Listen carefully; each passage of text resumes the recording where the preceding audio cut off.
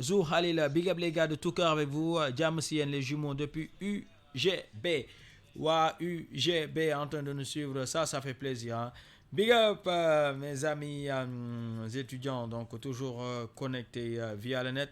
La page King FM continue à nous envoyer vos textos. Oui, aimez la page, partagez l'enco, maximum de partage. Voilà pour tout le monde. Alors sur ce, happy birthday à Léo Cédar de Pot et Marichou. DJ Léo depuis Ziguinchor, happy birthday à Fatoucha depuis KM. Fatoucha, happy birthday à toi. Madike Bou Express, happy birthday. Et Cristiano Ronaldo, bien sûr, from Juve, chouchou à Fatima, bien sûr, qui fête son annif. Donc, happy birthday à tous les natifs de ce jour dans le PNG Show sur King FM. Today, on est mercredi, mention spéciale à tout ce beau monde, l'après-midi aux environs de 16h. Ils étaient en direct sur la TFM, les Twins DJ PNG avec Edmond Flow de passage qu'on remercie. Mention spéciale à lui, il a mis le feu hein, en direct sur la TFM, mention spéciale. Alors sans tarder, on va accueillir des invités qui sont déjà là dans les locaux de King FM, bien sûr, qui vont nous dire bonsoir. On va partager l'émission qui nous reste, le peu de temps bien sûr qui nous reste. Donc comme vous le savez, c'est de 21h à 0h l'émission des jumeaux PNG. À partir de 23h, ça sera le direct au 88 628 99 90 pour permettre à tout ce beau monde à l'écoute de l'émission de parler avec vos animateurs, vos DJ, de demander votre son de préférence et puis on va vous faire plaisir en live, en direct. C'est parti, si c'est bon, on va leur dire bonsoir. Bonsoir. Vous allez bien? Très bien, merci. Et vous? Ok, je parle avec qui? Madame Baud, responsable de la vie associative au sein d'Iman. Ok, donc, Madame Baud, c'est Madame Baud? Oui, c'est Madame Baud. Et le nom c'est comment? Aïssata. Aïssata. Ouais. Aïssata, enchanté, ça fait plaisir de vous Tout recevoir le dans le PNG Show.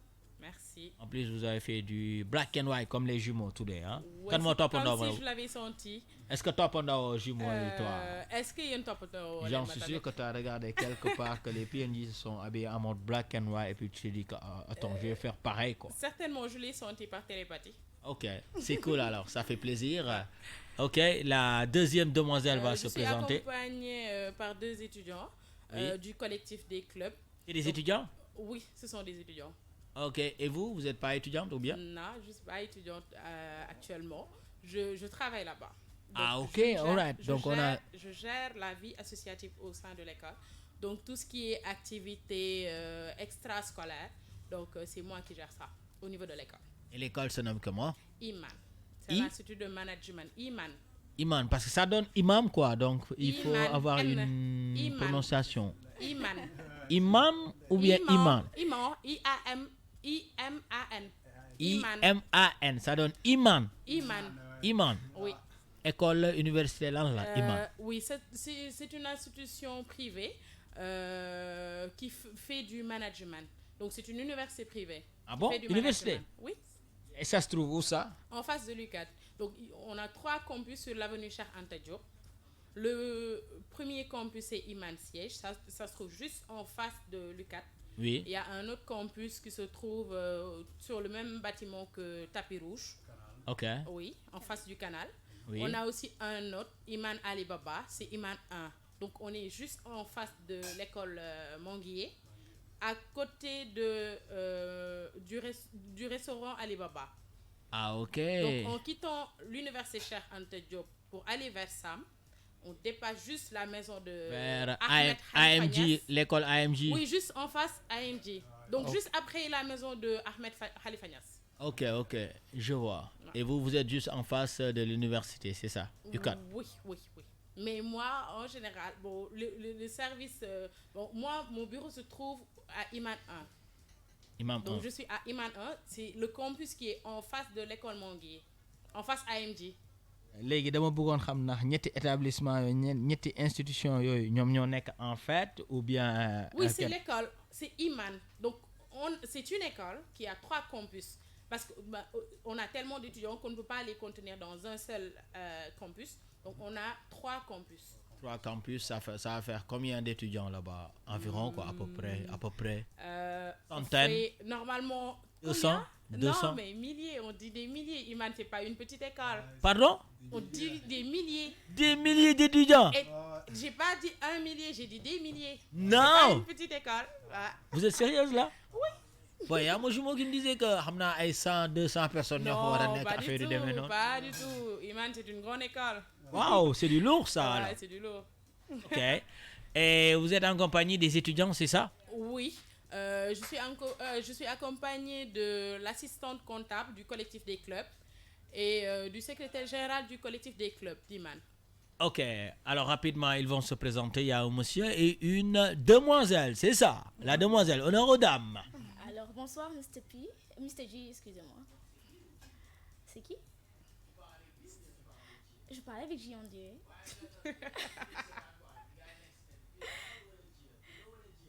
Qui dit là, le famille? Ji la? De J, le kay. Ok.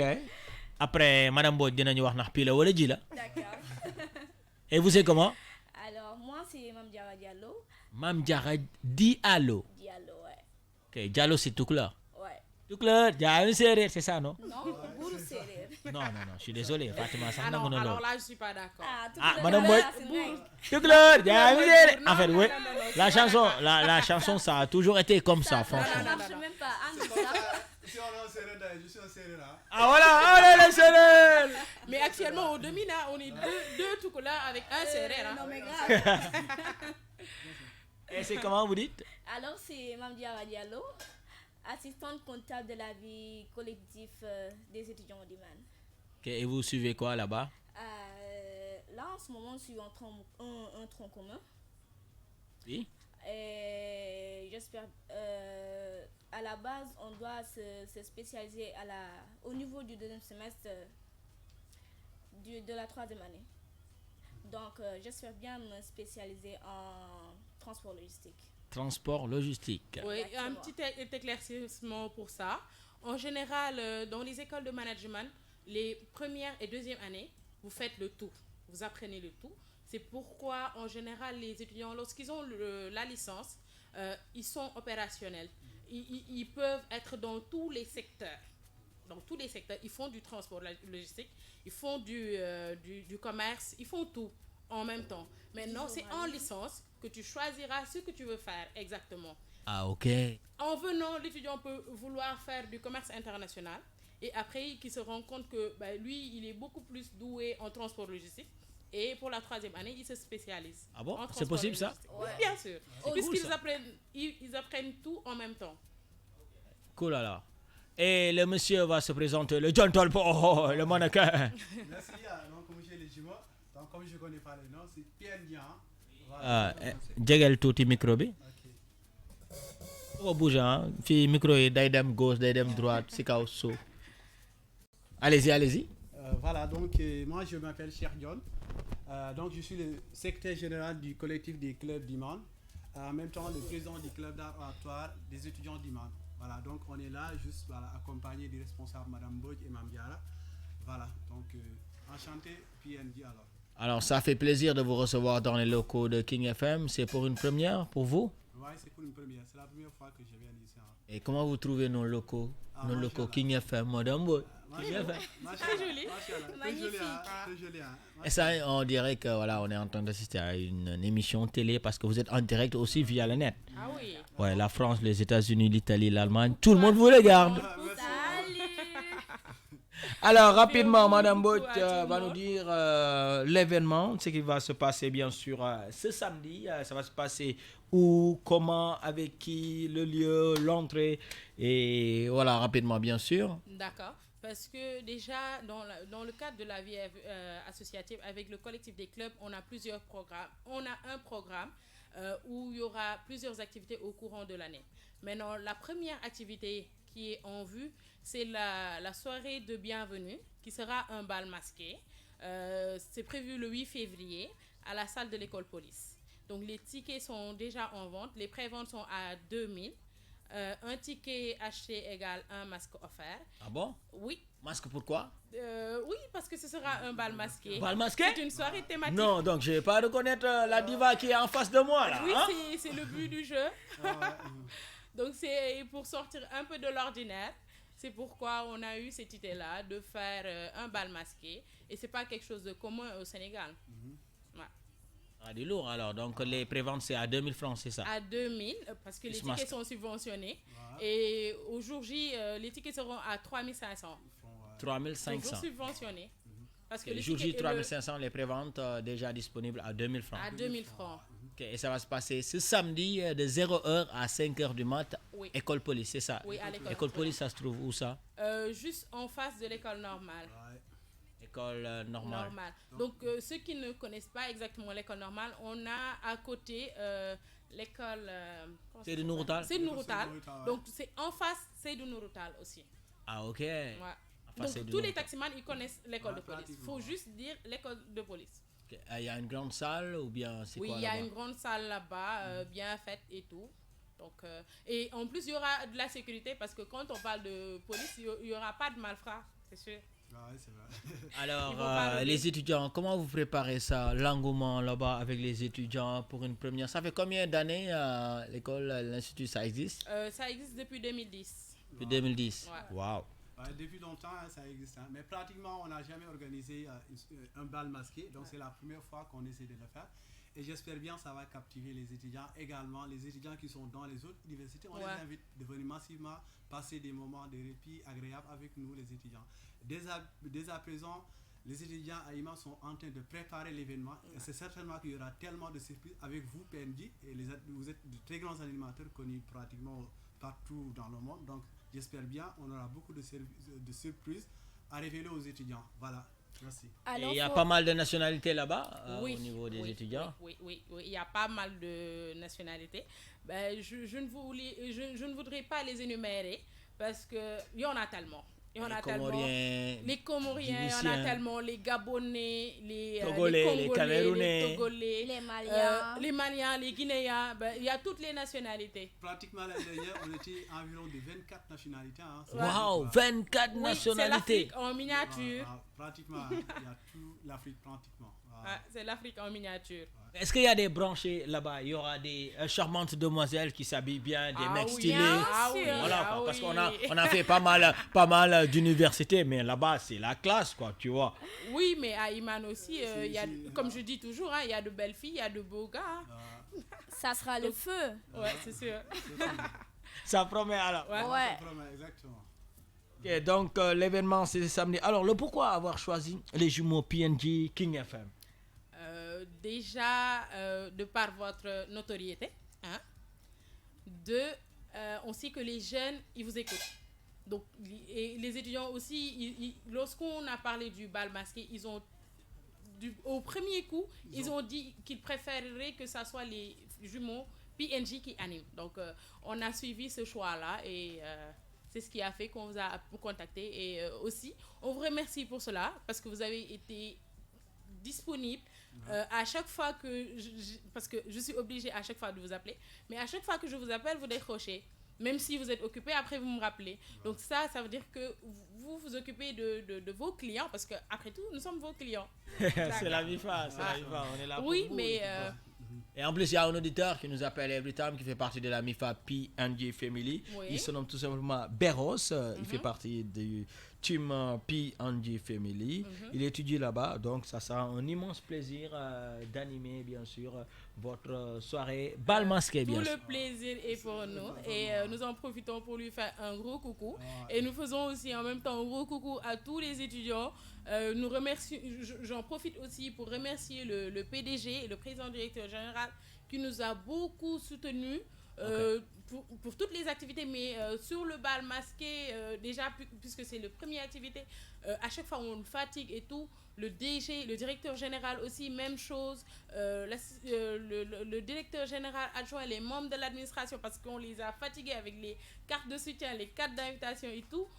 On leur remercie énormément, et aussi à tous les étudiants et aux professeurs aussi, parce que les professeurs, parfois ils font leur cours, je suis obligée de leur demander 5 minutes, parfois on dépasse et tout, donc j'en profite pour leur remercier. Ils vont venir assister à la soirée, les profs. Oui, ils vont venir, les profs vont venir.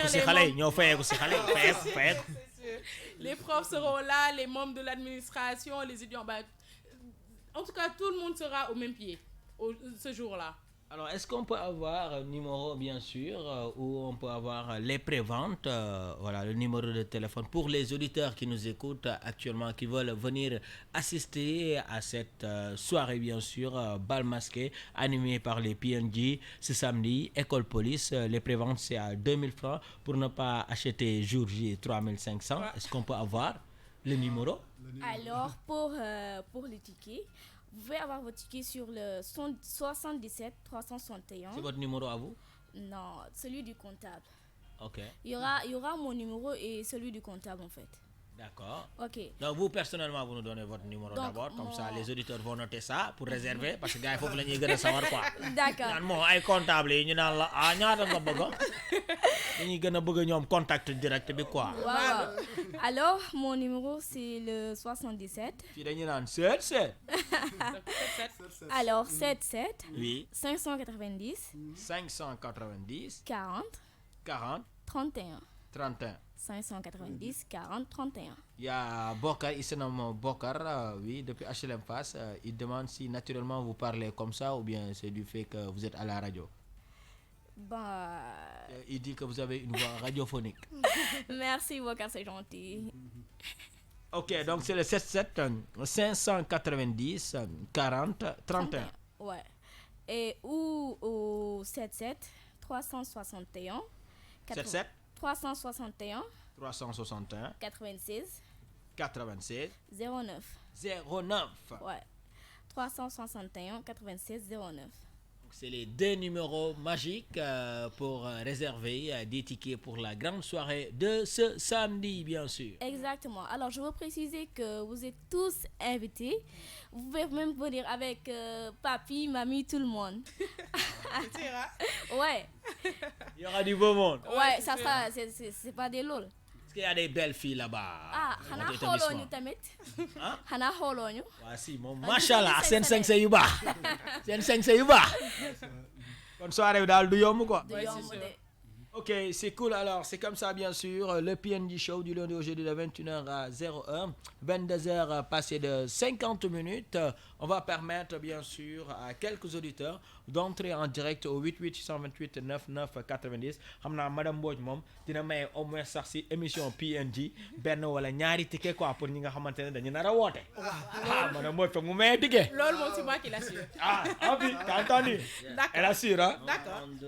Deux auditeurs. Alors, on va prendre rapidement, bien sûr, 2 à 3 auditeurs au 88 628 99 90. C'est permis de nous appeler, de parler avec les PNJ, de parler avec nos invités qui sont déjà là dans les locaux de King FM.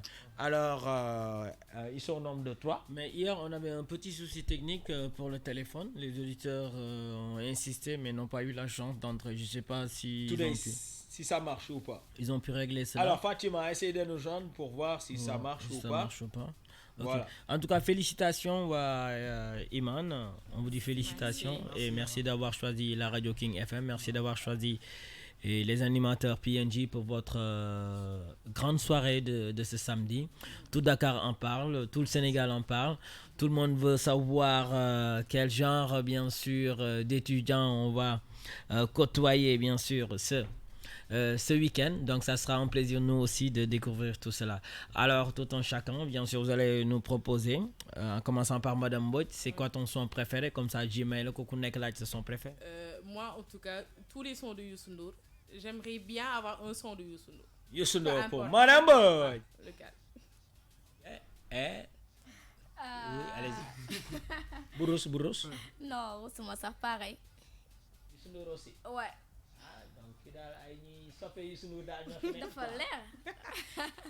Et le monsieur? Bon, pratiquement, moi, j'écoute Akon.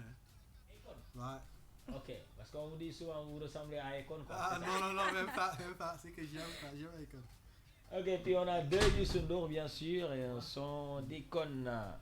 Voilà. Bah, j'en profite pour lui faire un gros coucou parce que c'est mon papa depuis que je suis petite. Qui ça? Youssou Ndour. Ah bon? Oui. Oh là là, c'est énorme ça. Puis c'est Ouais, je énorme. l'adore. Kon dañuy teg son bi ñoom dañ koy fecc après ñu envoyé ko tonton You. D'accord. En attendant, les auditeurs, vous pouvez essayer de nous joindre si le serveur marche. Alors, au cas contraire, on va écouter les 3 sons. Au cas contraire, si le téléphone ne marche pas, bien sûr, on va prendre 3 Si auditeurs. le téléphone marche, cela voudra dire qu'ils sont chanceux. Voilà. D'accord. Voilà. Allez, Youssou Ndour dans le PNJ Show.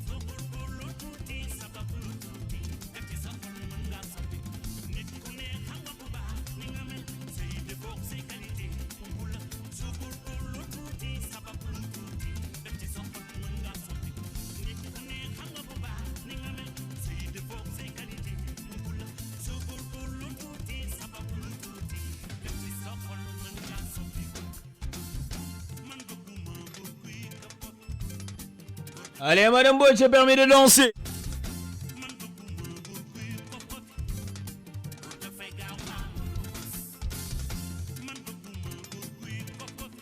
Allez, Fatou Ndiaye, via le net de la page King FM. Bisous à toi. C'est permis de danser, Fatou Ndiaye. Et Adama from Mauritanie, on dit quoi? You missionnaire, le Parisien.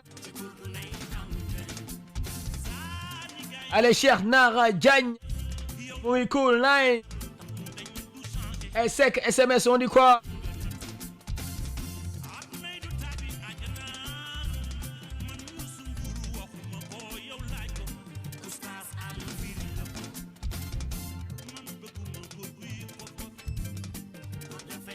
c'est que TV.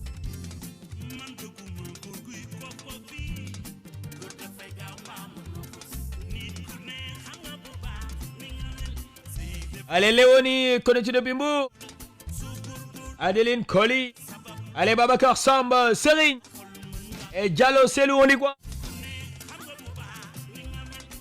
Allez, vos textos via la page King FM, big dédicace au jumeau PNG. DJ Blaise. Depuis Niagagnan, mention spéciale, ça fait plaisir. Ouais, Niagagnan. Vu que today on a un petit problème avec le serveur 8868 9990, je vais prendre quelques auditeurs via le 77244 2222 pour permettre à tout ce beau monde qui nous écoute actuellement, oui, via leur poste de radio, d'appeler, de parler avec nos invités, de parler avec les PNG, les internautes aussi, ñu nekk France, Italie, Espagne, Mauritanie, mën ngeen ñu woo via le 77244 2222. On va prendre quelques auditeurs avant de libérer bien sûr nos étudiants parce que demain sûrement war nañ dem school. Ah, wala demain cours amul? Demain ils ont cours à 8h. 8h. Ok. Alors rapidement, donc 5 baax na 5 ans. D'accord. 5 auditeurs, c'est bon. D'accord. Bu ma leen sonal noonu quoi. D'accord. Alors, voilà, c'est parti. 77244 2222 avec nos auditeurs. On dit bonsoir, allô. Bonsoir. Vous allez bien? Ouais, ça va bien. Il se nomme comment le monsieur qui nous appelle en direct? Simon Jack.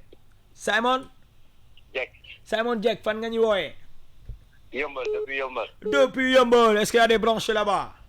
Ouais. Est-ce que dégg nga suñu invité yi? Ouais, j'ai un peu raté, mais quand même, je vais rattraper. Ah. Non, kon xaar ma passe la kenn si étudiant yi comme ça mu wax le programme bi nu muy demee. waaw loolu mën naa ne. Allez, rapidement. Voilà, c'est monsieur comment? Ça va bien? Comment tu vas? Vas-y. C'est monsieur Jack. Monsieur Jack, vous allez bien? Allô? Allô, monsieur Jack. Monsieur Jack, oui, l'étudiant. Oui, vous allez bien, j'espère. Ouais, ça va bien. Et vous? Ça va, moi je vais bien, on est bien, hein? Machallah. Jàmm. Oui, alhamdulillah, sant Yàlla bu baax. Tamit dama leen xaw a tardé quoi moo tax. daal di nga ñun am nañ dañoo am soirée éventuellement le 8 février samedi prochain inchallah école police lay doon pré-école normale. Si tu viens juste quand même à l'école police, tu demandes, on va te monter école normale, tu demandes école police, on va te monter la salle où va se passer la soirée. C'est un bal masqué, donc c'est pratiquement la première fois que Iman organise ce genre d'activité, d'événement. J'espère bien vous y serez inchallah quoi. Inch'Allah. D'accord, Voilà, ce sera une soirée ouais, qui sera merci. animée par les jumeaux PNG. Oui. Vous aimeriez bien y participer? Allô? Oui. Vous aimeriez bien y participer? Ce sera un bal masqué. Vous aimeriez bien y participer? Maanaam bëggoon nga participer ci kii bi maanaam fekkee si ko soirée bi. mën a participer. waaw bëgg nga ñëw. Oui, c'est vrai. Est-ce que duñ la may ticket tamit? Allô? Est-ce que duñ la may ticket? Ok, léegi c'est comment encore le nom nga ne? Simon Jack. Ok, bindal ma foofu Simon Jack bu Simon bokk si Jack. kii après ñu xool. may nañ la benn ticket. Loolu dafa leer. waaw Simon am nga benn ticket fii gars may nañ la benn ticket cantal boobu. loolu leer na. Ok D'accord. Simon, léegi après Ouais. dañuy message comme ça ñu jël numéro bi, d'accord? Oui, y a pas de problème. Ok Simon Jack. Merci. Allez, One Love, c'était Simon Jack en direct bien sûr dans le PNG Show, voilà, du lundi au jeudi de 21h00. On dit bonsoir, allô, oui. Allô. Oui, bonsoir. Bonsoir. Vous allez bien? Ouais, ça va et toi? Et vous appelez comment et vous appelez d'où? Depuis la France. Et vous appelez comment? You missionnaire. You, vous êtes en direct dans le PNG Show depuis la France. Yow xaaral ma passe la ma xool kan laa lay passe kan nga bëgg ma passe la? waaw man comme pas femme bu ma passe góor de. waaw ok d'accord am baal kenn si ñoom ñaar na ba ma vas-y passe madame Mame Diarra. Mame Diarra aja waxal. Allô, bonsoir. Oui, allô, bonsoir. Ça va? waaw borom baat bu neex bi rek. naka mu yaa ngi ci jàmm. waaw sant yàlla non franchement. ah non sax ma woote nag quoi. merci merci. non man moom ji bëgg ma jox góor baay góor moom doy na quoi. ah dëgg la de ci. mais est-ce que di nga jógee ba France pour ñëw pour soirée bi. waaw est-ce que doo jógee France tamit ñëw fekkee suñu soirée bi. du yomb de. weekend bi maa ngi gàttal. ah ouais. comme mën nañ la xaar. Oui. Ok, il demande le programme pour ce samedi. Vas-y. D'accord, ça sera une soirée animée bien évidemment par les jumeaux PNJ. Alors, le ticket c'est à 2000 francs pré-vente et le jour J ça sera à 3500. La soirée débutera à minuit jusqu'à 5h du matin. Donc, dinañ nekk ak yéen minuit ba 5h du matin. Fekk ak yéen foo ak yéen tamit on aura à élire un roi et une reine du bal. mën a am tamit yow mi ñuy déglu yow lay doon kon bu leen ko kenn nettali. Damal sa 5-5 nga kamoon si. man damay gagné direct quoi instant yii xoolal. waaw maa ngi Paris nii mais weekend bi maa ngi Sénégal quoi maa ngi Sénégal après naa cotiser yi quoi après ñu cotiser affaire yi. d'accord kon ñu ngi lay xaar. ñu ngi lay jeex na yu gars yi kontaan nañ ci woote bi. que kon le roi du bal yow lay doon. Espérons nee nañ bien. est-ce que di nga am 5-5 quoi. non bàyyi non donc bien ñu fa pinji ku fa nekk bàyyi doo ñàkk sànce. waaw loolu ba ñàkk. Ok, you. En tout cas, merci pour l'appel.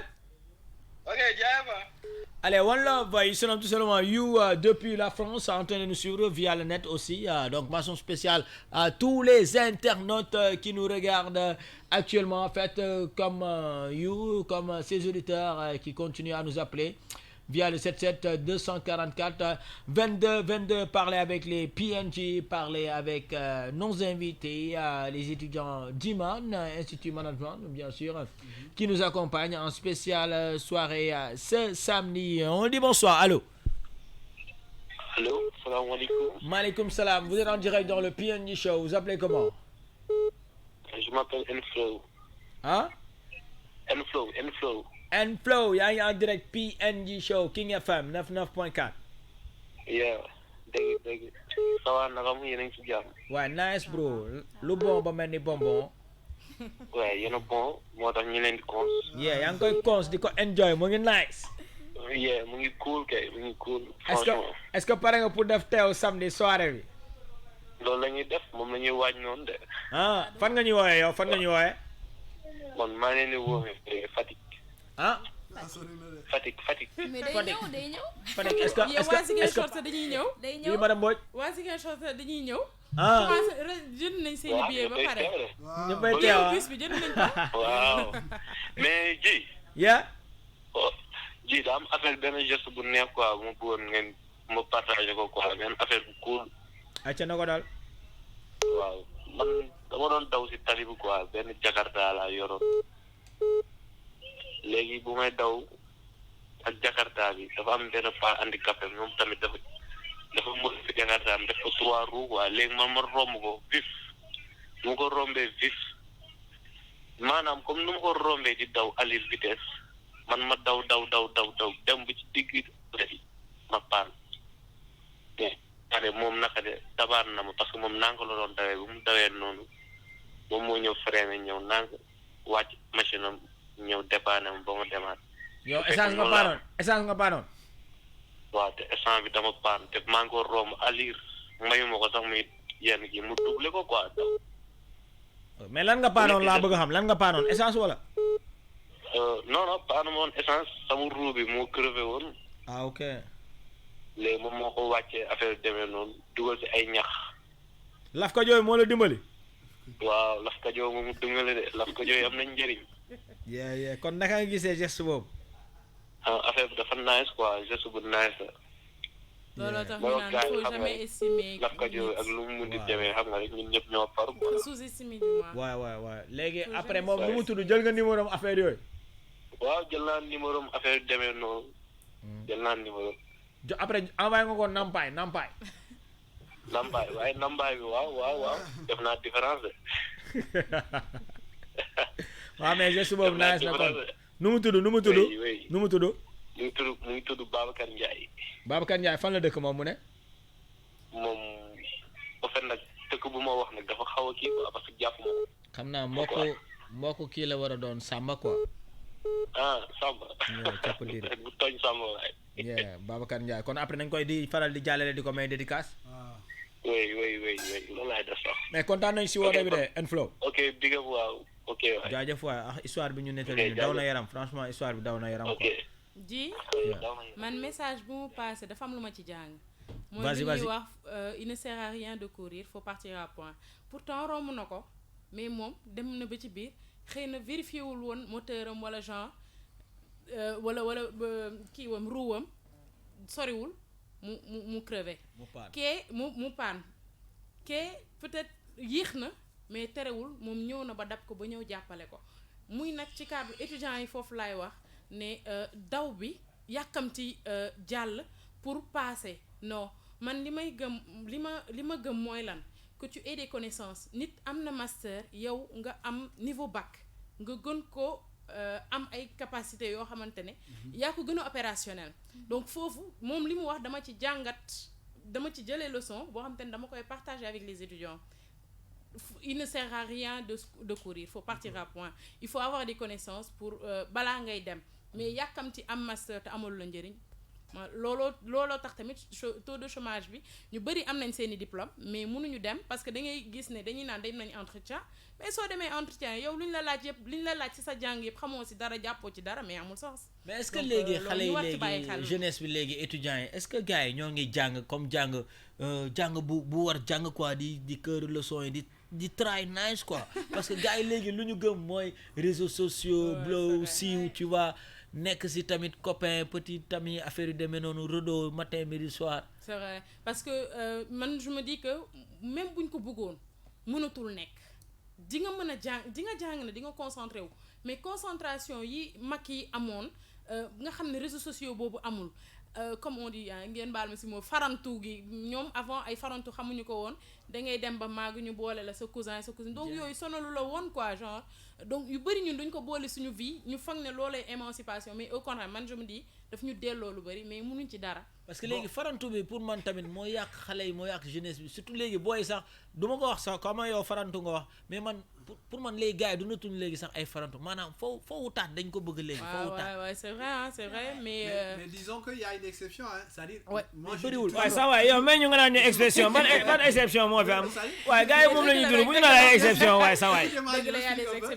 Il y a toujours quand même des étudiants qui étudient bien malgré il y a quand même WhatsApp, il y a le copinage des gens, tout ça, il y en a, mais il y a des étudiants jusqu'à présent, ce sont des gens studieux qui travaillent bien et qui réussissent. Sauf que peut-être le nombre n'est pas grand, mais il y a des gens qui s'en sortent dans ce lot-là. Voilà, donc il faut qu'on essaie de faire une exception. Si, voilà. c'est vrai. Là, je suis d'accord. Parce que aussi, les jeunes maintenant, ils sont frivoles, concentrés, tout nous et tout. Mais il faut aussi, on voit des jeunes de moins de 20 qui sont chefs d'entreprise. Donc, de moins de 30 ans. Avant, à 40 ans, 50 ans, maquillés, quoi. Ils dem ba nek mag doore xalat entreprise, mais légui xalé ndaw ngay gis ñu yor sen entreprise bop di entreprendre. Donc lolu tamit c'est à saluer. Est-ce que vous partagez l'opinion de Bril Fight Fo, artiste rappeur qui dit Bralon, qui a chanté Bralon. Soit amul Bralon do nek ci yenn poste yi do ko occuper déjà ou bien duñ la may nga liggéey. Partagez-vous cette opinion? Est-ce que vous le vivez aujourd'hui? Je dirais oui et non. Je dirais oui parce que j'ai eu à le voir. Bon, Bralon, nga gis ko xamantene il n'a pas de connaissance par rapport ak mom poste biñ ko jox.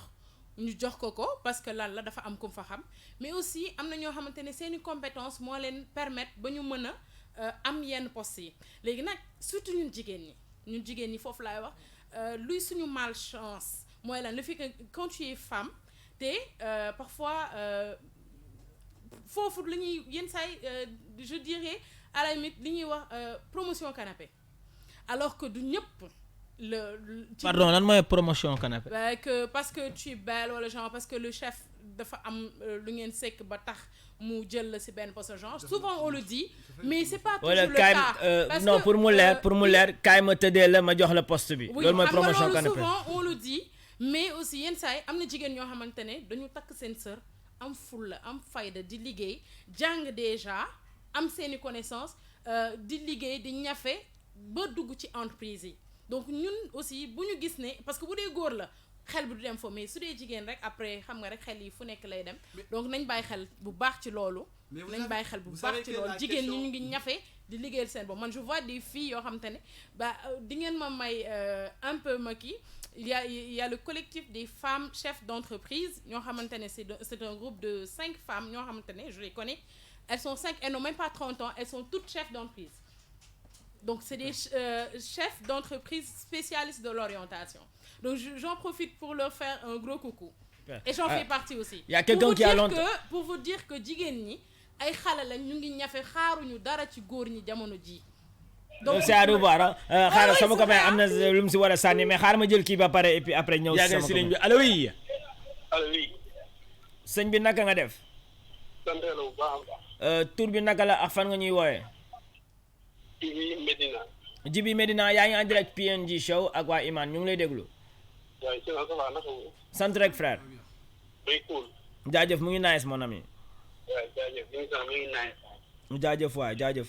voilà quoi am na solo. tey soo amoon benn kàddu booy sànni à l'égard de la jeunesse d'aujourd'hui lan lay doon est-ce que gëm nga ne tey jeunes yi nga xamante ne tey am nañ diplôme état bi ñu ngi leen di jox bien sûr li ñu leen war a jox maanaam poste yu baax utal leen liggéey et tout est-ce que yow d'accord nga foofu. ah mais bien sûr ku nekk sa war si aussi war si soloowuñu mais di sens loo xam ne moo ëpp solo daal mooy def li nga war a def quoi loolu su bàyyi ko si loolu suñu borom quoi. ok mais yow d'accord nga si est-ce que d'accord nga si bras long ñu ne soo doonee jigéen nga rafet ngay gën a am possibilité pour am liggéey nga doon benn góor boo xamante ne da nga wëñaa. waaw mais xam nga boo nekkee xale bu jigéen ngay dem di wuti liggéey yaakaaroo sa diplôme mais sa part nga yaakaar tam aussi loolu tam day indi comprendre yaa ngi gën a xam mooy loolu. day jouer. waaye avant tout d'abord da nga war a wóolu sa bopp wóolu say diplôme mais bu yaakaar ne sa part rek boo demee moo la ko war a jëlee rek waa ne amul gars yi dem aussi mooy loolu. ok Gibson. voilà mais en tout cas de toute façon daal nañ leen def comme ay rak wala ay mag wala yaay daal benn instant bi ñu leen di xool noonu après affaire bi. c'est clair c'est important merci pour l'appel mon frère ñu ngi lay bëggee bu baax. jaajëf waa Iman invité nañ la école police samedi d'accord. inchallah ñoo nga ko yéen ngeen nekk rek bu ñu ko taawi mais ñu ko yéen. kon waa Medina dinañ teew. inchallah. Allez, merci à ce monsieur sous le nom de Gibson. Oui, tu voulais ajouter quelque chose par rapport à ce que vient de dire Madame Boy? Voilà, je voulais dire justement que la question du branlo, c'est une question un peu relative, quoi. Voilà, des fois, on peut être d'accord qu'il y ait des gens qui se sacrifient juste, ne serait-ce pour avoir un boulot, parce qu'il y a des charges familiales qui pèsent sur eux. Bien vrai que ça dit, aucune charge ne doit pousser quelqu'un à se sacrifier, à vendre sa dignité. Mais ça, c'est du népotisme. Ça pousse aux gens, c'est-à-dire, on te donne un travail alors que tu ne le mérites pas. C'est que, justement, l'État où nous sommes, il n'y a pas de travail. On est obligé d'aller chercher. Si on me propose ça, ceci, je prends ceci et je donne ça. Il y a le paradoxe donnant, je donne, tu me donnes. Donc surtout, il y a plusieurs femmes qui le font. C'est-à-dire, on ne doit pas indexer ces femmes qui le font, mais c'est-à-dire, ce sont les gens qui le font à ces femmes, ou bien à ces jeunes filles-là. Ce sont ces gens-là qu'on doit indexer ça du doigt, parce que c'est eux qui ne sont pas responsables. Ils pourraient normalement donner du travail à ces gens-là sans pour autant ça les faire du chantage, quoi. C'est ça que je voulais juste ajouter. Mais est-ce que tey yéen par exemple muy góor yi muy jigéen est-ce que tey ñu ngi leen di fay seen ak par exemple ngeen jël ay 5 ans ay 10 ans nekk ko si banc bi sans compter primaire bi ngeen jàll ak second cycle bi et tout tey ngeen nekk di dóor seen waar ngeen tourné gis benn gel boo xamante ne c'est une jet-setteuse tey elle a 2 voitures elle a une grande maison mais ça vous fait quoi yéen su ngeen toogee si seen néeg di jàng di jël seen temps et tout. Vous savez que bon moi à mon avis à mon niveau personnel moi je dis que voilà c'est une question de vie tout simplement. L'autre a ceci ou bien a cela, moi ça me concerne pas. Moi je dis que voilà, ce que Dieu va me donner, je vais l'apprendre. Ça, je n'ai pas besoin de regarder ce que l'autre a. Je vais justement me contenter de ce que j'ai pour le moment. Essayer tout simplement d'avancer et atteindre mes objectifs personnels et foncer davantage, apprendre davantage. Et raison pour laquelle je lance un appel à mes camarades étudiants qui sont dans toutes les universités d'ailleurs, c'est-à-dire de se cultiver davantage, de se former à travers la lecture, à travers tout simplement des recherches intellectuelles, TP, ainsi de suite. Parce qu'il n'y a pas de secret. Au Sénégal, bien vrai qu'il y a le chômage qui est là, il y a pratiquement 200 000 jeunes qui sont en train de chômer. Oui. Mais pratiquement, si tu as le diplôme, un diplôme, ça dit opérationnel. C'est sûr et certain que quand tu vas finir, tu peux chômer 2 ans, 3 ans, mais un jour, tu vas trouver ça un boulot. Ça, on ne doit pas quand même se précipiter notre avenir. Oui. Super. Sur cette question-là... Madame Maud, excusez-moi, il y a juste quelqu'un qui est en ligne, je vais voir s'il est toujours là. Allô, bonsoir. Oh là, il est parti. Allez-y, Madame Maud. D'accord. Sur ce point-là, je reviens sur la phrase que j'ai dit tout à l'heure. Il ne sert à rien de courir, il faut partir à point. Il faut faire que des lois. Parce que tout à l'heure, moi, je wax ne jeunes yi dañuy jàng ba pare yenn saa yi duñu am liggéey. C'est la question loolu nga waxoon sànq. Donc li ma doon wax mooy lan da ngay jàng ba pare. Mais jàng nga ba pare mais yow amoo capacité am nga diplôme yi mais amoo capacité yi lay permettre nga am liggéey mais doo am liggéey donc man li may gëm te aussi am na ñoo xamante ne jàng nañ am nañ capacité yi mais faut pas toujours attendre de l'état man bokk ci li ma gëm. xaar état maanaam quoi xaaral ma laaj kii ndax moom day xaar état wala du xaar état xaaral ma laaj kii ndax day xaar état wala du xaar état allo oui. Allô, bonsoir. Oui, soxna si yow da ngay xaar état wala doo xaar état. État ne peut pas tout faire. Merci. Merci. Kii moom waane na di. Man yow laa àndal. soxna si tur bi naka la. Il faut être indépendante. bañ a xaar kenn mu am jom ñefe sa bopp. C'est Fatima Wali. Fatima, ok, enfin le serveur marche là. Merci beaucoup Fatima Wali. Voilà, maa ngi dalal ñooñu di leen wax merci d'avoir choisi nos jumeaux. Donc voilà, di leen wax seen choix un plaisir. une grande réussite. Inch'Allah. Merci. Samedi là, école police là, donc pour une première. Fatima, tu voudrais y participer? Ah mais pourquoi pas? Nous t'offrons un ticket. Ah bravo! Bravo Fatima! D'accord. Fatima! Mais safari bi na jënd ticket. C'est sûr, buy ñëw day indaale copain bi ak ay xaritam en même temps. Mais fekkee ne da si bëri la nag comme par exemple dafa bëri la ay copains nu mu def. Copain dinañ ñëw bu boobaa ñun bu ñëwee nañ ko gérer. Il y a toujours madame Boy dina ko gérer. Exactement. naa leen baab. Madame Mbodj ne l'écoute pas, il fait que taquiner. Oui, je sais. Fatima man daal yow laa gëm gëmal sa bopp nga jàng jéem a am boo gisul liggéey sax gis nga man li may wax chaque jour gis nga même boo amul liggéey jëlal sa gerte nga dem jënd ko di ko saaf di ko jaay gis nga bénéfice boobu nga ciy am di nga dem ba en un moment donné mais gis nañ fi kuy jaay gerte dem ba def ko entreprise di ko paqueter di ko jaay ci grande surface yi. Donc man je me dis par tous les moyens on peut trouver une solution benn solution di am par force day am liggéey guddi sax di toog di xalaat non pas liggéey guddi waaw bon ça dépend si liggéey guddi yi quoi mais daal man li ma gëm mooy bañ a toog daal di xaar naan état wala xaar diw boobu laay bañ gis nga même suñu parents yi de même suñu parents yi man je me dis am na âge boo xamante ne boobu fa tolloo même soo nekkee jigéen man je me dis waratoo nangooti di xaar si say parents war nga jug dem ut loo am pour fajal say bopp say soxla man personnellement c'est ce que je vis loolu laa gëm te loolu laa mës a def ba sant yàlla alhamdulilah te loolu laay conseiller ñëpp munoo nag amandoo li nga bëgg yëpp mais quand même di nga mën a faj say soxla nit si yenn saa dañ leen la ñeewee loo xam te ne sax amoo ko. C'est vrai, mais, donc ñafe leen loolu laa leen di conseiller. Fatima, il faut retenir aussi également que pour vous dire man je suis jeune comme vous même pour vous dire xam nga PNJ sànq ñu ngi laaj ndax étudiante la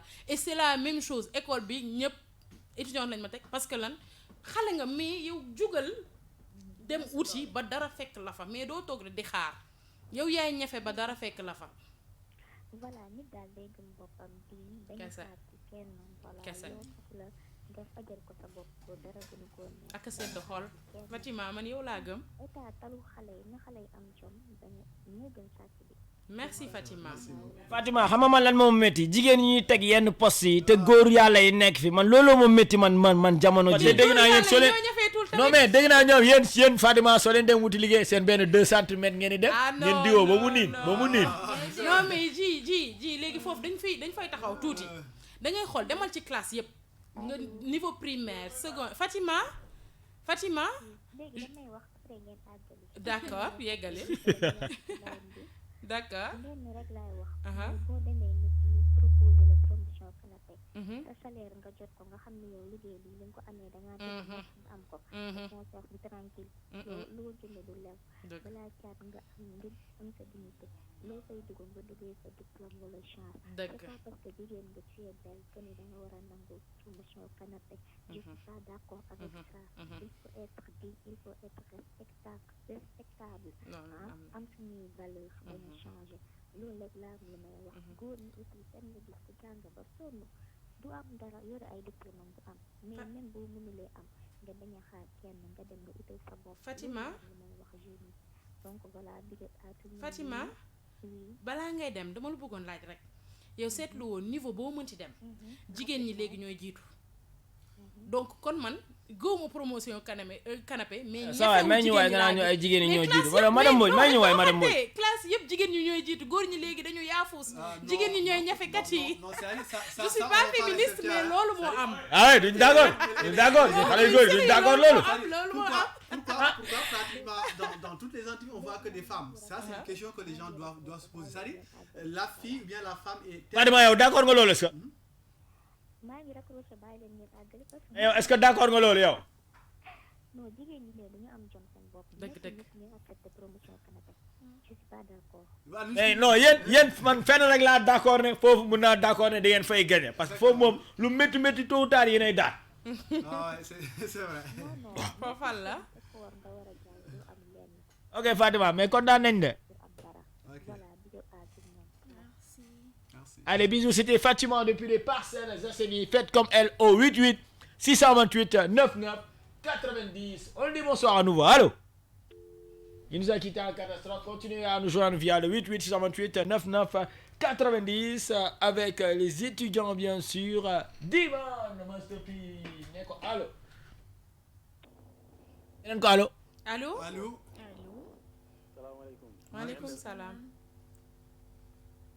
def jàmm sant yàlla bu baax soxna si yaa ngi en direct yokkal tuuti micro bi en góor la ay maa ngi jégalu de bu leen ko re yaa ko tey de kon xale jigéen ñi ñu wax ak yow incha allah baax na jabar oui sëñ bi noo def solo trop li ngeen souligné nii moom gars am na solo quoi ngeen ubbi moom foofu la quoi benn instant mais nag affaire yi comme li di wax sànq rek branlo da cee am quoi benn instant temps yi moom boo bëggee liggéey moom gars Assane Ndiaye wooye rek ne boo bëggee liggéey foog nga nangoo xam nan am na nu ko waxee daal waaw tey ji boo demee di wut liggéey tey ji les chantage quoi pour mu gaaw pour nga am li nga bëgg dëgg foog nga nangu bu dee jigéen foog nga nangoo def leen pour am leen li quoi ça c'est vrai tey ji nga def ci entreprise di fuut job jigéen dem am mu gën a yomb pour c'est vrai mais est-ce que du jigéen ñi parce que dañoo compétente non man bañuma li ngeen wax de promotion canapé man je suis d'accord am na te lu ba foo gis mais man dama gëm ne jigéen ñi léegi itam dañoo am jom de dañuy ñafe de dañuy bañ dañuy doon ay bañkat ñu ngi doon ay bañkat ba tey jigéen ñi ay bañkat lañ de parce que man am na si ñoo xamante ne boobu dañuy ñëw si man di wax di mu du carrément man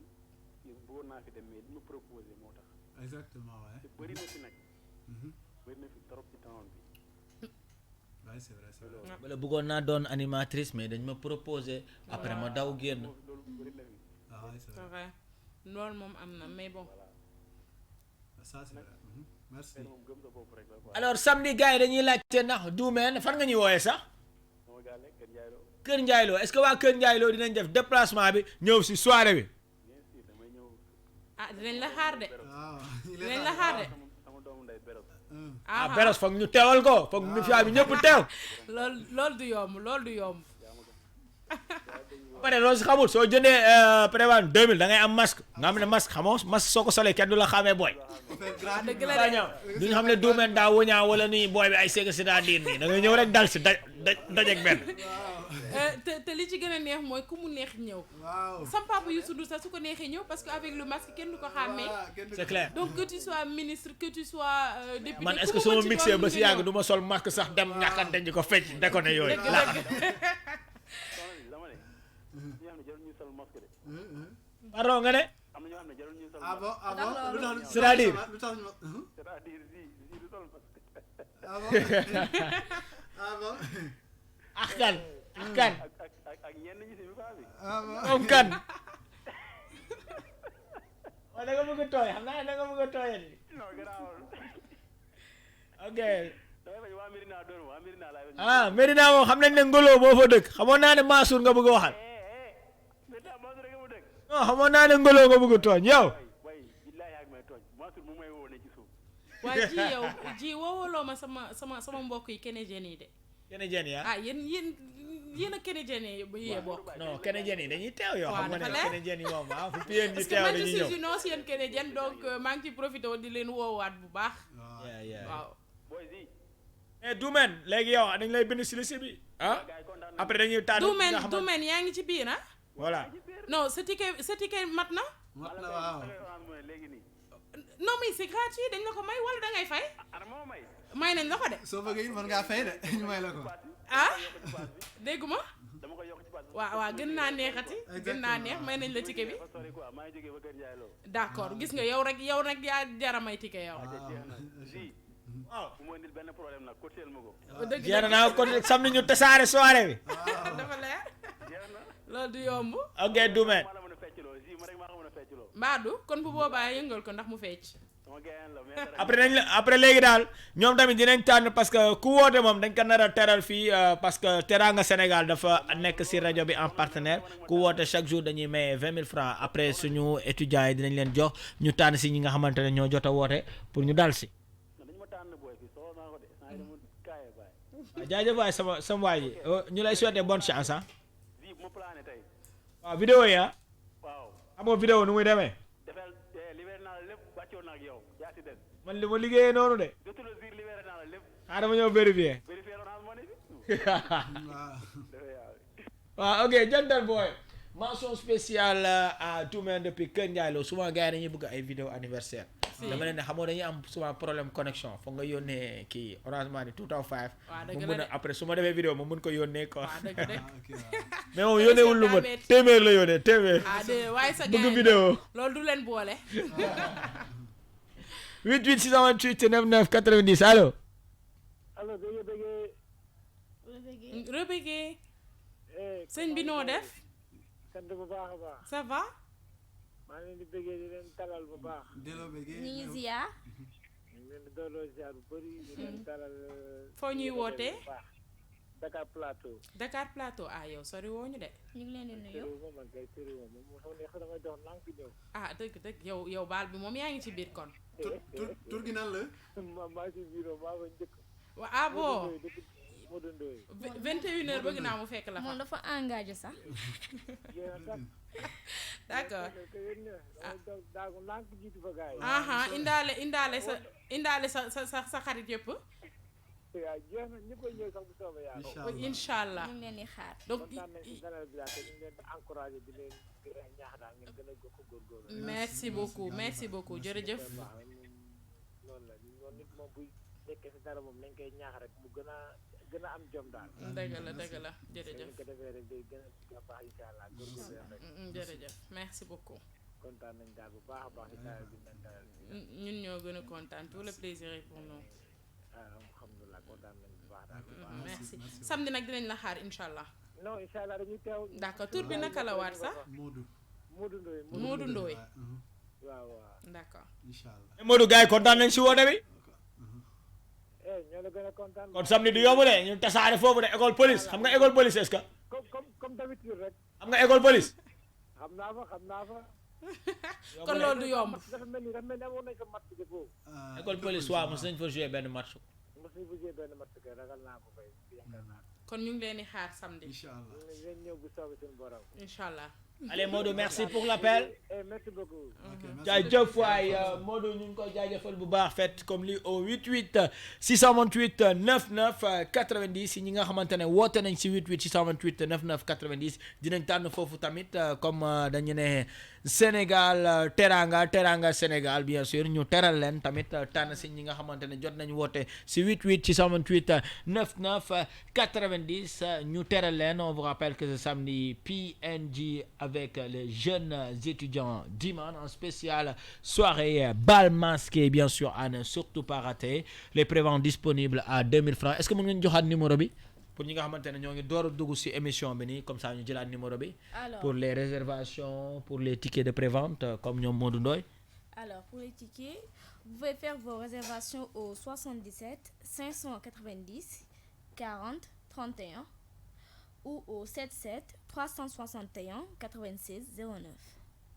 Donc les auditeurs, vous avez bien noté bien sûr les numéros magiques pour faire vos réservations PNG bien sûr ce samedi, oui, avec les étudiants, ça sera de l'eau. Tout seulement Brill Fight for 88 628 99 90, on dit bonsoir, allô. Vous êtes en direct, mademoiselle, avec nos étudiants qui sont là dans le PNG Show. Nen ko allô, jigéen la. Allô, bonsoir. Allô. Madame ou mademoiselle? Madame.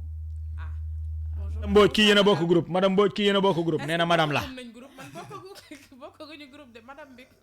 xam nga rek.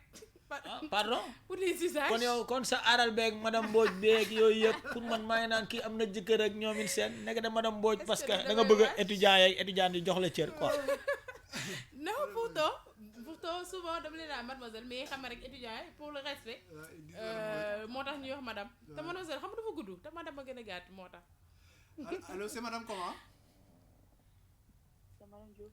Ah, Madame Diouf. madame Diouf fan nga ñu wooyee. Sali. Sali. Sali ak a neex muur. Ah dama leer madame Diouf mbaa yaa ngi pare événement wu samedi bi. waaw si ñu ngi def lu mu koy pare ndànk rek. waaw dinañ la xaar de. Sali ak Dakar mais moom fokk benn la de naka lay def bébé. waaw dafa am benn ba pare. dangaa am bébé. bien sûr waaw mais mën naa ko indaale. waaw mën naa nekk. garaaw mën nañ ko non mais imagine bu boot xale bi yenn genre duumee yi naan kaa ñu fecc bobi ne ma bobi. loolu du yomb. naan yow defal naa yaa ngi yee xale bi. mais madame Diouf loo xalaat si ñoom pii liñ doon di ñu sànni xeer ñun jigéen ñi sànq bras long bi nii loo ci xalaat yow. ñun daal ñu ngi noonu rek pourtant man nag dégluwuma rajo bi normal parce que day grincé. mais maa ngi dégg numéro bi mais à la fin comprendre exactement lan ñu ko wax. mais yaa ngi koy am si via le net non. non même pas. mën nga ko am si net bi la page King FM dañuy seetaan di ñu déglu en même temps mais fekkee ne portable 10 000 nga yor doo ñu mën a seetaan wala fekkee ne yoroo connexion bu day tamit doo ñu mën a seetaan. yow ma ne on se connaît yoo xam nga maa connexion sama yooyu yoruma ko yoo xam nga loolu. nekk si rajo bi di wax lu la neex rek. mais après da ngeen si ñëwaat rek ñu déglu gën leen déglu bàyyi leen xel rek incha allah. d'accord incha allah. parce que rajo bi may xaw a grincé fii tuuti rek moo tax. ah d'accord. mais kontaan nañ ci émission bi kontaan nañ ci yéen trop. merci. Un gros bisou au bébé. ok bye bye. allez au revoir. ay de kontaan nañ si woote bi. Allez, bisous, elle se nomme seulement Aïdaka depuis Mour, la petite côte qui vient de raccrocher. Voilà, faites comme elle au 88 628 99 90. Voilà, vous allez parler avec le PNG, avec Mademoiselle Mbodj. léegi daal foog nga préciser mademoiselle bi rek. non léegi kañ damay leeral parce que en fait début ba nga ñëwee ne madame Mbodj gars yi nga xamante ne ñoo la doon seetaan si net bi tu vois ñu doon dundee yaakaar yëpp dañu naan dalu ma si kii am na borom kër ba pare. baadu. waaw mais soo nee mademoiselle nag gars yi ku si nekk mën na dundee yaakaar. mais dafa mel ni maa ngi ci yoon bi ñaanal leen ma rek. yàggatul. D'accord, Madame Mbodj. Voilà donc, il fait 23h passé de 40 minutes dans le PNG Show. Madame Mbodj, on lay jox cadeau gi comme ça nga teunk tamit et puis on va bien sûr vous laisser vous reposer un tout petit peu car demain il y a cours paraît-il à 8h. Donc très rapidement dañuy jël suñu deux derniers auditeurs avant de se dire bye bye. Ne leen ko allo. Allô. Oui, Jigéen bonsoir. Ça va très bien. Ça va? Ça va bien. Oui, vous nous appelez d'où? Depuis Popenguine. Depuis Popenguine. Popenguine. Et là-bas, comment ça va? J'espère que vous préparez la soirée du samedi. Oui, pourquoi pas? D'accord, vous serez la bienvenue, hein? Je serai la première. D'accord, nous vous attendrons. Le nom c'est comment alors? Mariama. Mariama comment? Mariama Diop. Mariama Diop. D'accord. Vous serez prête à quitter Popenguine pour venir à la soirée? Bien sûr. D'accord. Donc, nous vous offrons un ticket? Ah bon? Oui, Ouais. pour la soirée. Ok. D'accord. Donc, après, vous nous appelez sur les numéros Ouais. qu'on avait communiqués tout à l'heure. Ok. D'accord. Merci. Alors Mariama, Bonne soirée à Merci. vous. naka Popenguine moo ngi neex. moo ngi nekk tuuti wante dama laa mere. lu tax nga mere ma. dama lay woo ba may jooy. xool xaar ma xool appel yi sax gis naa ñaata Mariam en sànq bañ joxe woon 244. chaque jour moo woote du ma jot. non looy wax ni xam naa heure yi ngay woote moo baaxul kon. sérieux xoolal damay énervé ba toog di jooy. non bul di jooy xam naa heure bi ngay woote moo baaxul war na ma ne dañuy nekk rajo nga bëgg a di woote yow tamit wala ñu nekk télé ngay woote wala ñu nekk terrain di football ngay woote wala may nelaw ngay woote xam naa heure yee baaxul rek. looloo baax. ok mais j'espère qu'on va se voir samedi. Inch'Allah. da ngay ñëw ñu dalal la ba pare suñu la dalalee nga xamante ne après guddi ñu dem tasaare soirée bi. waaw baax na loolu neex na wante nag yàgg naa laa topp. mais kontaan naa Mariama. maa ngi nga gën a bëgg si seex yi pii wala jus. yéen ñaan ñëpp. yow fokkale nga de ñaar ñëpp nga boole noo bëgg leen. yéen ñaan parce que Bye ba Eva jàpp ko. ah yéen a moom Popenguine. d'accord yaa ngi pare Popenguine bi. waaw Inch'Allah. yaa ñuy dalal ren de. waaw bu ma dara. ok kon jeex na Mariama. ok merci. allez gros bisous. Au revoir. Ciao ciao elle se nomme tout seulement Mariama from Popenguine 88 628 99 90 gars yi bëgguñ bàyyi de ñoo ngi woote ba léegi de. ah maa ngi jégalu de maa leen fi téye de. Non, non. ñoo ngi jégalu de. Événement bee ko laaj. Aïcha on dit bonsoir. allo oui salaamaaleykum. Oui, Waaleykum waaleykum salaam. salaam. waaye ziar naa leen. Delloo ziar bu baax. waaye bro. Jaba ñu ziar bu baax de. et puis. Puis tur bi naka la. waaye ak ndagamu. tur bi naka la. man la Ousmane Camara. Ousmane. Ousmane Camara. maa la ziar di la ziar baax a baax. doolu ziar Ousmane kontaan nañ si woote bi. waaw maa gën a kontaan di leen dalal sa invitation yooyu. am parce que ñu nuyu leen Ousmane Camara. Ousmane Camara noo def? waaw maa ngi tere maa ngi si jàmm bu baax a baax. yaa ngi ñuy wootee fan? Sébikotane maa ngi leen wootee Sébikotane. Sébikotane naka Sébikotane mbaa mu ngi neex? waaw Sébikotane waaw comme d'hab rek du changé ah mi mbaa waa Sébikotane jot nañ ci xew-xew bi? waaw instant moom mooy la moo leen tere nelaw instant. ah daa mel ni Sénégal yëpp baal masqué wu imaan bi la ñuy coow de. non instant gars yi ñu koy pare baax a baax instant yi nii moom. ah mbaa commencé ngeen takk bagage yi parce que xam nga Sébikotane du fii da ngay ñëw fanaan si. est-ce que duñu leen utal sax fu ngeen fanaan. Hébergement. waaw utal leen hébergement. pour soirée bi voilà noonu la fa da ciy baax nag. waaw loolu dinañ ko xoolaat. bu ko defee ma ñëw fanaan foofu rek def soirée ba pare acca doo ko tàkk jógaat ñëw. loolu la ñuy def nga indi waale waa Sébikotane yépp. amul benn polo ñëppay ñëw naa buub ñëpp indi leen sama gars yi. d'accord merci. dinañ la xaar. waaye koy kontaan seen bu baax a baax. Jaajëf waay. ñoo la gën a kontaan. Si frère kontaan nañ si appel bi. Ok, merci à ce monsieur. Encore une fois, respect total à lui. Alors, les auditeurs, on va faire une petite pause, permettre bien sûr à nos invités de clôturer en beauté. Allez, très rapidement. Donc, on va demander à Madame Diop. Madame Diop, excusez-moi, je le prends d'abord. Allô? Il est parti. Donc, Madame Diop, nous voir un grand merci d'abord. Merci d'avoir accepté l'invitation des jumeaux PNJ aujourd'hui dans le PNJ Show. Ici à la radio, on doit faire une émission de 5 à 10 minutes. Mais presque 0 heure. Donc, vous avez vu, tous les auditeurs appellent. Tout le monde veut communier avec vous, veut participer à la fête. C'est extraordinaire. Je vais prendre le dernier, hein, si tu permets. Allô? Allô? Oui, bonsoir, madame ou mademoiselle? Oui, elle se nomme comment, la demoiselle? Ramsès. DJ Ramsès. Oui. Quand yow dama lay invité samedi nga présenter spectacle bi yow. parce que les femmes émancipées ñoom. su ñëwee ba njool bi jàpp ko ne du tal présenté. Ah bon?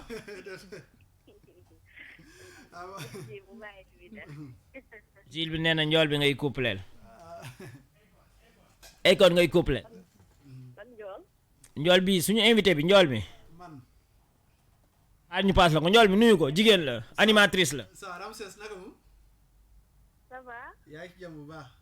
waaw maa ngi ci jàmm alhamdulilah. ñu ngi may proposé yow léegi nii man d'accord naa moom. yow j'espère d'accord nga. ah waaw loolu duñu boole. incha allah na nga teew j'espère di nga teew bu baax. allo. ah bëgg naa je vous promets rien mais bon. soo amul sañ on peut te comprendre hein? Madame Mbodj peut te prêter hein? Y a pas de problème. non de question de peut-être fu mu toll la rek mais bon.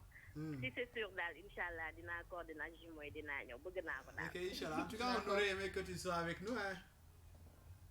quoi qu'il en soit ñun dinañ la xaar. incha allah soo ñëwul tam ñu xam ne loolu la yàlla dogaloon mais dinañ la xaar quand même. non incha allah depuis sànq maa ngi déglu affaire bi neex na. initiative bi c'est nice et tout. voilà incha allah moom bëgg naa ñëw mais je sais pas xam nga damay bañ wax doo pare te du ma ko def. c'est vrai c'est vrai. voilà. en tout cas merci beaucoup ah ñu ngi lay xaar daal de toute façon boo ñëwee rek ñëwal bon incha allah. ok incha allah kontaan naa JP namu naa leen. oui Ramses ça fait longtemps on t'a pas entendu en direct ça nous fait plaisir de t'entendre. waaw gis nga waaw gëj naa dugg mais chaque fois je suis à l'écoute que ce soit sur le net et tout voilà vous êtes mes jumeaux man à moi daal. merci ça nous fait plaisir c'est gentil. waaw yéen moom dee leen wax amin rek dee leen wax amin daal ci kaw ci kanam ci lu baax voilà tout le temps vous donnez des opportunités à des jeunes surtout thème bi ngeen doon wax tey. yaakaar naa ni la plupart des gens suñu doon jox nit yi ay chance comme yéen ni ngeen koy defee yaakaar naa kenn du sonn. c'est clair. donc Sénégal comme ni ñuy wax dëgg la état bi di jox kenn mais nit yaay jox nit liggéey am na ñoo xamante ne dañuy jàng maîtriser lu ñuy def te taxul ñu def ko lu ñu war nit daal su bëggee liggéey ñëw ci yow rek jox ko opportunité jox ko temps su fekkee mënoo ko jox liggéey jox ko travail soo ko connaissance jàpp ko te yàlla tax. parce que da ngay dem ci nit di ko wax parce que da nga bëgg a liggéey pour parce que soo fekkee mag wala mënal sa bopp dara xam nga da ngay bëgg a uti liggéey te nit ki lépp loo xamante ne passion am la rek da ko koy jaral. côté jigéen ñun dañuy xaw a sonn parce que jigéen lu mu bëgg rek dafay lu mu màtt day naan dafay dagg su la yàlla mayul kattan ak force rek yow mën nga dugg ci loo xamante ne ëllëg day gën a ngay yàq ne day jàpp day defal sa life mais da koy gën a yàq. parce que dara du ko waral situation de vie problème mu àddina bëgg di faj sa soxla doo ko mën chaque jour yaa ngi jéem a ut ay liggéey doo ko mën dañ leen demander ay demande nga def ay demande photocopie carte d'identité def ko ci papier dem déposer ko kenn du la woo te obligé di approcher ñi nga xam ne ñi xam nañ la léegi ñooñu ngay approcher suñu nekkul nit yu baax rek dinañ la sànq si loo xamante ne lu naka suñu parce que ku bëgg a far rek wala ku bëgg a sexe rek soo toogee sa kër war nga koo mën war nga koo am mais soo ñëwee si nit di ko wax waxul liggéey muy profitoo si loolu dina proposer wala naan la ay daf laa nopp te amaana su la gisul woon du ko wax te yow soo ñëwee ci moom parce que da nga ñëw ñaanoo ko xaalis ñaanoo ko alal dama bëgg a liggéey bu fekkoon fu ñu dem utal suñu bopp liggéey ñu jox ñu liggéey du ñu dem ci kenn ne ko utal ñu liggéey keneen ak keneen di approché ñi nga xam ne dañ lañu dégg fu nekk parce que peut-être xëy na dañoo jàpp ne suñu demee ci ñoon dina yomb parce que dañuy demal suñu bopp mais duñu jox opportunité duñu tànn laa mais da ngay gis ay affaires yoo xamante ne yow da lay découragé wala danga xaama toog sama kër lu ma utati liggéey su ko defee di nga dugg si loo xamante ne rek baaxul nañ gën a jàppalante ko waa Sénégal la mënuñu daw mais des fois da ngay gis ay affaires yoo xamante ne yow da ngay naan mais Ramses yow cas boobu mus na la daal parce que keroog yaa ngi ma doon wax da nga doon ut liggéey est-ce que mus nga rencontrer genre difficulté yu mel nii déggoo li ma la wax su ma fekkoon su ma nangu woon heure bii may wax ak yéen ñi kon maa ngi ci beneen level mais man Ramses ba ma dalee nekk Ramses ba tey di ut liggéey mun ma fexe ba am job heure bii waroon na ma fekk may nekk di n'importe quoi parce que di tosee naa obstacle yu nekk yoo xamante ne munoon naa maar ne àlla xamane affecté pour ma génn fi mais depuis may Ramses te man li ma nage la Elle est partie, mais elle parle avec cœur, hein? Donc elle parle avec cœur. Donc c'est une femme qui s'appelle Ramsès, animatrice. Elle aime le boulot et tout. Yàgg na frappé si porte yi, mais moom nee na ba léegi doxagul. Nee na tey su gëmul woon boppam dugg na si bu yàgg te gis na ko, tu vois, parce que am na comme ni nga koy waxee sànq des propositions yoo xamante proposition canapé et tout. Donc am na car macha allah ñi ko proposé, mais ba léegi dafa gëm boppam tey moo tax sax. Amul liggéey mais mënoon na doon beneen jigéen parce que tey gis nañ jigéen yu bëri seen papa ak seen yaay amuñu doole suñ demee seen gàlle yi seen ndekki añ reer dañ koy xoolaat nga tourné gis jigéen yooyu ñu am meuble ñu am gàlle ñu am oto di am ay iPhone X tu vois ay iPhone 11 Pro nga ne waa mais ñii lii fan lañ ko jëlee tu vois tey nga xam ne ñii seen parents yi joxu leen ko kan moo leen ko jox liggéeyuñu tu vois kon tey moom su accepté woon tamit chemin boobu jigéen yooyu accepté mun nañ ne tamit gis nañ ko beneen level boobu lay wooyee donc c'est très important li ñu doon waxtaan sànq gëm sa bopp tamit si la parce que des obstacles nekkul jigéen rek moo koy dajeeg muy góor da ngay dajeeg obstacle parce que tey góor bu dajeeg jigéen bu yomb tey il faut que tu aies un retenu pour pouvoir bien sûr te dire ah non mais la fille là elle a 16 ans elle a 17 ans elle est mineure non je vais pas m'engager à lui faire ceci ou bien à lui faire cela non en tant que jeune mature man damay téye sama bopp loolu tamit retenu la obstacle la donc du jigéen rek moo war a dund obstacle et tout góor yi tamit ñun góor yi am nañ droit dund obstacles, résister à ces obstacles. Parce que quand on résiste à des obstacles, c'est là qu'on devient un vrai être humain, un vrai homme. Donc, encore une fois, merci à l'assiste, bien sûr, Ramsès qui a contribué. Allez, vos derniers mots, les gars. Kounek lan la si Sani comme dernier mot là-dessus à propos de ce thème-là. D'accord. Moi, personnellement, je vous remercie. Je vous remercie d'abord et je remercie aussi les auditeurs ceux qui ont pu participer, c'est-à-dire ceux qui ont appelé et même ceux qui n'ont pas appelé aussi. Nous leur faisons un gros big up. Nous disons à tout le monde que la soirée elle est ouverte à tout le monde, c'est pas seulement aux étudiants d'Iman. En priorité, c'est une soirée de bienvenue qui était destinée aux nouveaux, mais nous appelons tout le monde à venir communier avec nous pour que la fête soit belle. Donc la date c'est le 8 février à la salle de l'école police et ce sera animé par les jumeaux PNG. Nous disons à tout le monde, vous serez les bienvenus en tout cas. Merci. Comment vous avez vécu l'émission pendant 1 heure de temps comment tu l'as senti? C'était avec un grand plaisir. Je les remercie le fait de partager déjà c'est ma première fois. Ah bon? Non, madame, moi tu es à l'aise comme ça, tu me dis c'est une première. C'est ma première fois. Même si comme li ma wax rek gis nga nit ku ne ak sa yoon. Man avant j'ai voulu faire du journalisme mais avec les aléas de la vie parce que bon j'ai été à la fac de droit à chaque fois nit dañ ma yow looy def fii mais bon xam nga à un moment donné parents yi sama papa il voulait pas que je fasse cela. Donc, effectivement mais quand même dama gis nga lu am ci sa dund danga koy sant yàlla sama papa il n'a pas voulu que je fasse du journalisme mais actuellement bon sant yàlla maa ngi jël sama yoon loolu rek la. Donc un grand merci encore une fois à vous. Donc c'est un plaisir tey jii ma ñëw à la radio même si bon ma dund tuuti ci sama passion muy loolu lan j'ai voulu faire du journalisme defuma ko mais au moins tey mosal ngeen ma tuuti ci sama passion. Merci pour ça. C'est important de le souligner. Un petit mot à tes étudiants, dédicace à qui?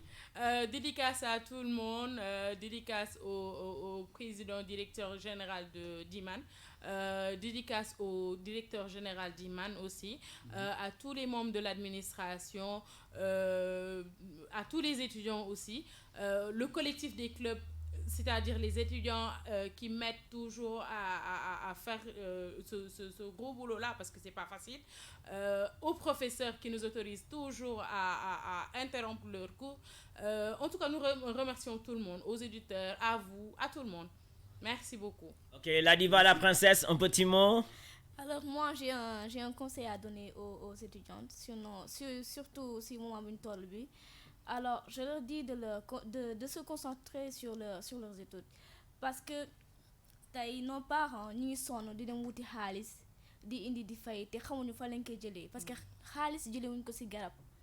Tey suñu amoon arbre boo xamante ne xaalis fa lañ koy jëlee tey kenn du sonn tey da ngay ñëw xool ñu nekk ci ay situation yu metti mais juste pour mettre leurs enfants dans de bonnes conditions dañuy dem reyante ci biti surtout nos mamans da ngay gis ñii di jaay gerte fii ñii di jaay ndox fii non papa tamit kenn demul ñu des kenn du ñoom et j'en profite pour saluer mon père Mada Diallo ak exactement waa Iman les étudiants le collectif tout le monde merci. Merci. Est-ce que tu peux nous redonner ton numéro de téléphone pour plus d'infos et autres, pour des tickets aussi disponibles toujours?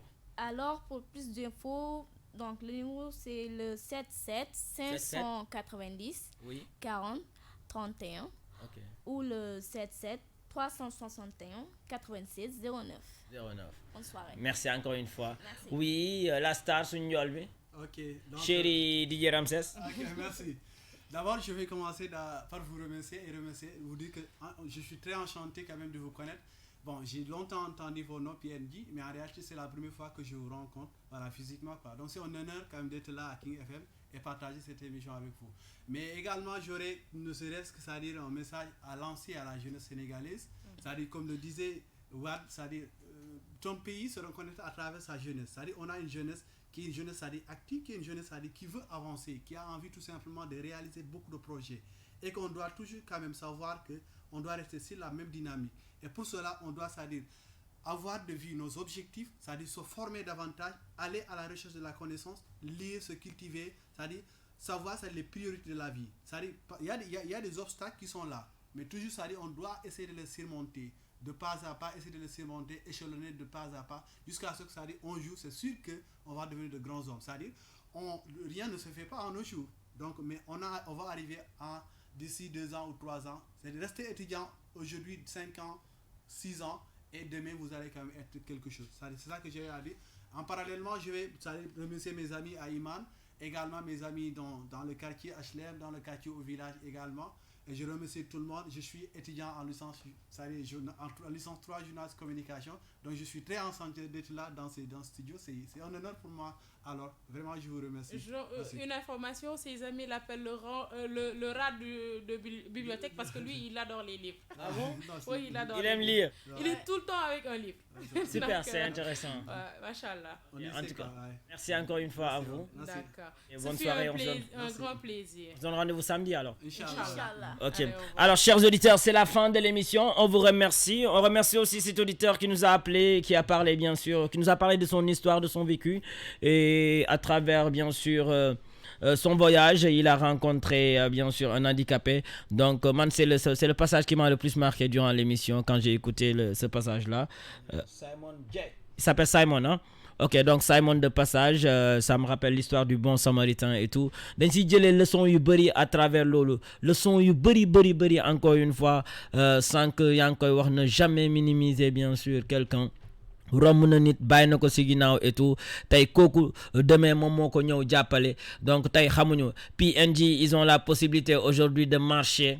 Ils ont la possibilité de toucher, de voir et tout. Am na ñoo xamante ne amuñu chance dox, am na ñoo xamante ne amuñu chance gis, am na ñoo xamante ne amuñu chance dégg. Yow nga am ko. Donc c'est le moment ou jamais aussi chaque jour de ta vie de dire merci au bon Dieu parce que car machallah ñaata nit ñoo bëggoon dox mënuñu dox, ñaata nit ñoo bëggoon gis mënuñu gis. Yow nga am possibilité.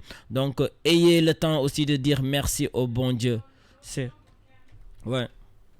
Tepi handicap jombul. Tepi handicap jombul kenn parce que gis nañ fi ku doon dox ay soxlaam xëy mënatul wax wala mënatul gis wala mënatul dox donc loolu rek daf la mën a war a wan ne kenn jarul ñuy minimiser kenn parce que xamoo ëllëg fan ngay mujjee. Encore une fois, merci à tout le monde. Hein. Donc, ben parenthèse là, on dit remercier ñëpp ñi nga xamantene participer nañ ci émission bi. Et puis on est en compagnie de Terang Sénégal parmi les auditeurs qui nous ont appelés. Et on choisit un auditeur ou bien une auditrice pour l'enveloppe. Tu choisis quel auditeur? Voilà, Madame Boy, parmi tous ces auditeurs qui nous ont appelés. Madame Boy, parmi tous ces auditeurs qui nous ont appelés, quel est l'auditeur ou l'auditrice qui t'a séduit? Je dirais Fatima. Bon, personnellement, je dirais Fatima. Ouais. Et toi, au milieu, quelle est l'auditrice qui t'a séduit ou séduite? You missionnaire. You missionnaire. Le monsieur? On va faire honneur aux hommes alors. Donc je pense que c'est normalement c'est Modou Ndoye. Lui aussi il a appelé. Ok, donc super. Mention spéciale à ces 3 messieurs bien sûr qui nous ont appelés. Félicitations à eux. Modou Ndoye a eu la chance d'avoir une enveloppe de 20 000 francs. Pareil aussi pour Fatima. Alors J, mon 4e qui est là, tu vas choisir quel auditeur? Parce que Fatima a une enveloppe de 20 000. Modou Ndoye pareil. You missionnaire tubaab la soxlawul enveloppe de 20 000. Kan nga koy jox si gars yi ñeneen ñi nga xamante ne jotaguñ si.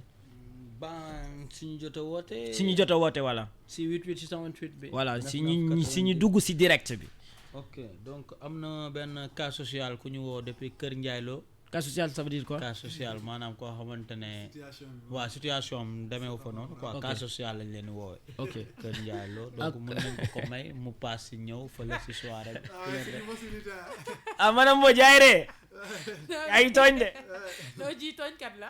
ok donc ji tey moo may enveloppe bi Dumen la ko may donc Dumen su fekkee yaa ngi déglu émission bi message ñu sa tur dëgg ak sa sant ak sa numéro téléphone bi ñu la war a yónnee Orange Money au cas où tu pourras pas venir dimanche récupérer la somme de 20 000 francs offert par Teranga Sénégal de la GFM. Merci à tout le monde, on se donne rendez-vous demain pour notre dernier numéro. Fatima bizarrement mooy envoyé message nee na naka jekk ma xam ne madame Mbodj dafa raté vocation parce que franchement journalisme la waroon def.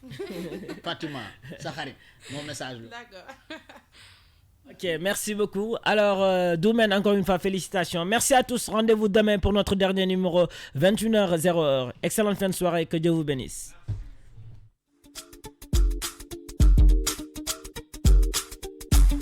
Et via le net de la page King FM, big up à Fanta, Wad, bonne continuation les jumeaux, You missionnaire.